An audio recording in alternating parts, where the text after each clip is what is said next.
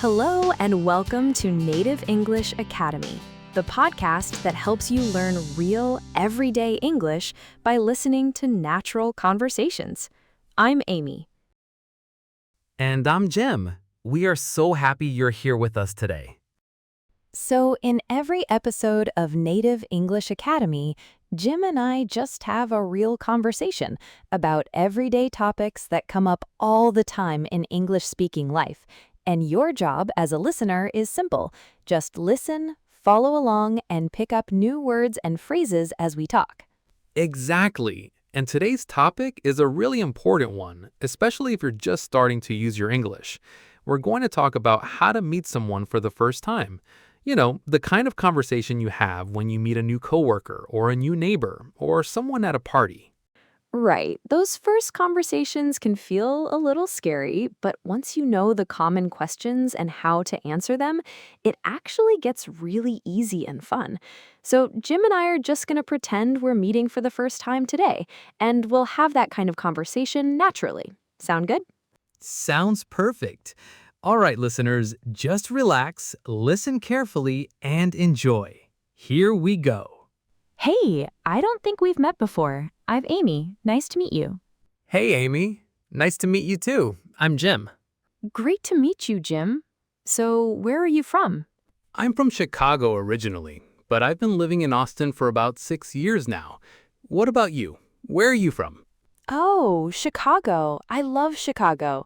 I'm actually from California, San Diego to be specific, but now I live in New York. Oh, wow. New York. That's a big change from San Diego. Do you like it? I do, yeah. It took some getting used to, but I really love the energy of the city now. And listeners, notice that Jim asked, "Where are you from?" That is one of the most common questions in English when you meet someone new. It's a great way to start a conversation. Totally. And I also said originally, as in that's where I was born and grew up. So you can say, I'm from Chicago originally, but I live in Austin now. That phrase originally is really useful. Anyway, Amy, how are you doing today? I'm doing really well, thanks for asking. It's been a good week. How about you? How are you doing? I'm pretty good, actually. A little tired. I had a long week at work, but the weekend is here, so I can't complain. Yeah, the weekend makes everything better. And listeners, I want you to notice something there. Jim said, I can't complain. That's a really common expression in everyday English. It means things are okay. I'm not going to say anything negative. You'll hear native speakers say this all the time. Right, yeah. I can't complain is a classic one. Another thing you'll hear a lot is not bad or pretty good. Like if someone asks, how are you? And you say, pretty good. That's totally normal and natural. You don't always have to say, I'm fine, thank you, like a textbook. Exactly. Real people just say pretty good or doing well or even just good, thanks. Keep it simple, keep it natural. Okay, so Jim, you said you live in Austin now. Is Austin a big city? It is, yeah. Austin has grown a lot in the last 10 years.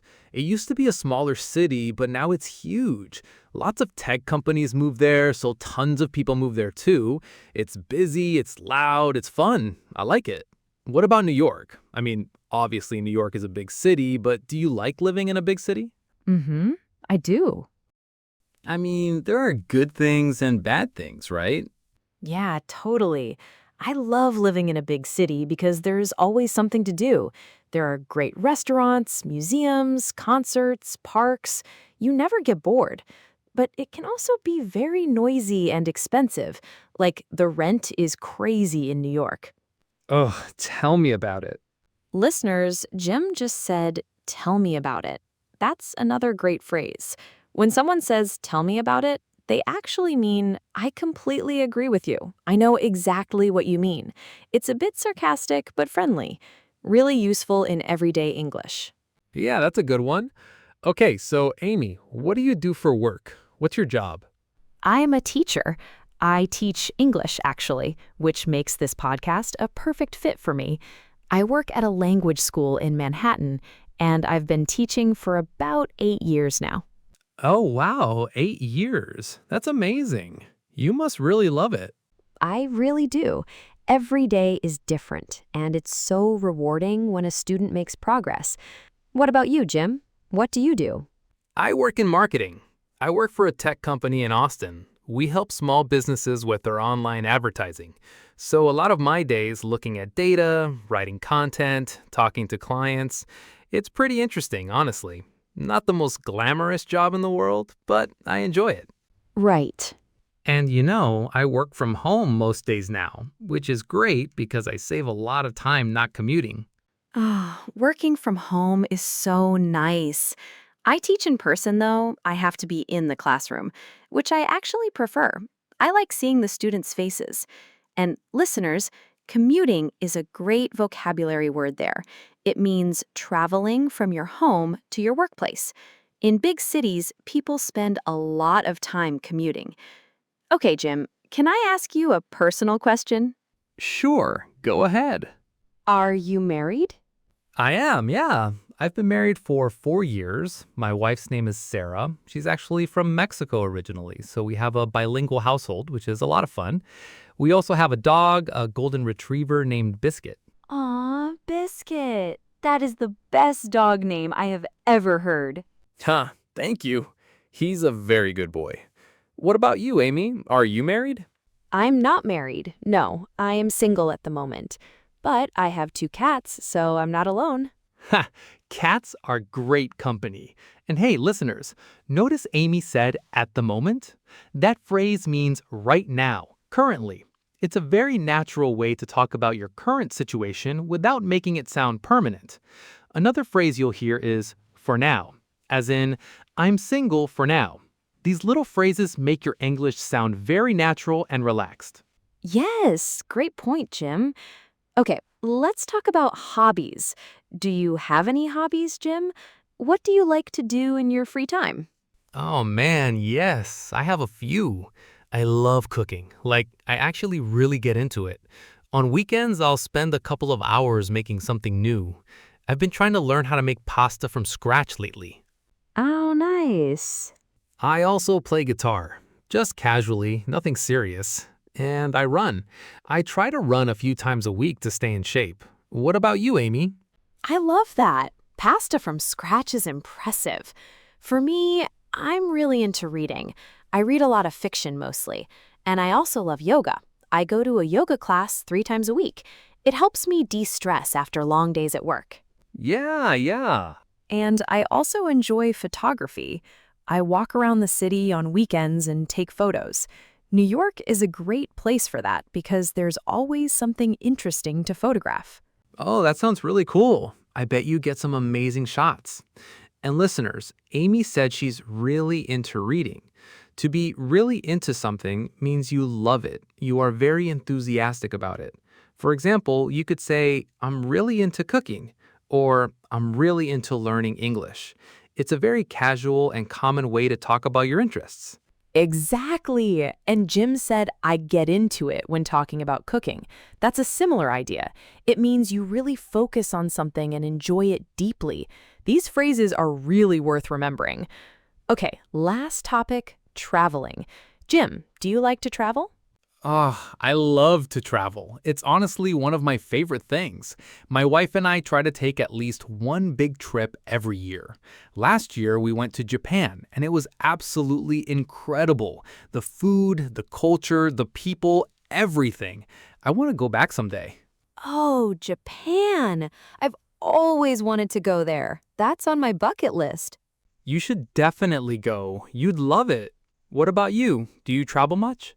I do. I try to travel a few times a year, sometimes for work, sometimes just for fun. I love going to Europe. I went to Portugal last summer and I fell in love with it. Lisbon is just a beautiful city. The food was amazing, the people were so friendly, and everything was so affordable compared to New York. Right. I also love road trips. Sometimes on long weekends, I'll just rent a car and drive somewhere new. It's a great way to explore. Oh, that sounds amazing. And hey, listeners, Amy said Portugal was affordable. That's a really useful word. Affordable means it doesn't cost too much, it's reasonably priced. You might also hear people say it's good value, which means you get a lot for your money. Great words to know when talking about travel. Yes, and I also said I fell in love with it. That's a really expressive phrase. It means I liked something so much, so deeply, that it felt like falling in love. You can say, I fell in love with the city, or I fell in love with the food. It adds a lot of feeling to your English when you use phrases like that. Love it. All right. I feel like we covered a lot of ground today. That was a really fun conversation. It really was. And that, listeners, is how a natural introductory conversation sounds in everyday English. Let's do a quick recap of what we covered today. Sure. So we talked about where we're from, where are you from, and I'm from Chicago originally, but I live in Austin now. We talked about how we're doing, using phrases like pretty good, doing well, and I can't complain. We talked about cities and where we live, about our jobs, and about whether we're married or not. We used phrases like at the moment and for now. And we talked about hobbies using I'm really into and I get into it. And we finished with travel, using great words like affordable, bucket list, and the phrase I fell in love with it. All of these words and expressions are things you will hear constantly in real English conversations. So here's your homework, listeners. Try to have this kind of conversation with someone, a classmate, a friend, a coworker, in English. Ask them where they're from, what they do for work, what their hobbies are, and use some of the natural phrases you heard today. The more you practice, the more confident you'll feel. Exactly. And remember, you don't have to be perfect. Native speakers make mistakes too. The important thing is to keep talking, keep listening, and keep learning. Every conversation is practice, even the small ones. So well said, Jim. All right, everyone, thank you so much for listening to Native English Academy today. We really hope you enjoyed this episode and found it useful. If you did enjoy it, please share it with a friend who is also learning English. The more people who listen and practice together, the faster everyone improves. And we'll be back very soon with another episode. Next time, we're going to talk about shopping, how to ask for help in a store, how to talk about prices, and some really useful phrases for everyday shopping situations. You won't want to miss it. Until then, keep practicing, keep smiling, and keep speaking English. See you next time. Bye, everyone. Take care.